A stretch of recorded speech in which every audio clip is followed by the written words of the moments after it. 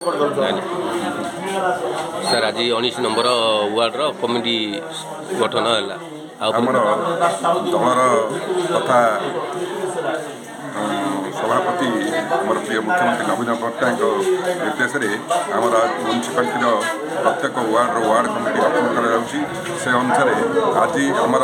Municipality सब नेता मान उपस्थिति तथा ये 19 नंबर वार्डर जनसाधारण उपस्थित में आम वार्ड कमिटी गठन कलु से बड़ा उत्साहित भाव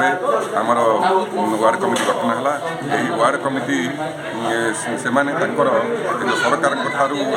जनहितकर कार्य जनमंगल कार्य जोगुड़ाक लोक पाखे जमी पहुँचो से तार उद्यम कर जन जो प्रत्येक लोक जमी पाखे पहुँचो आम जनहितकर काम आमर दलर संगठन को सुदृढ़ करेंगे से वार्ड कमिटर लक्ष्य से आज शपथ नेले से अनुसार आम आज 19 वार्ड कमिटी गठन कलु।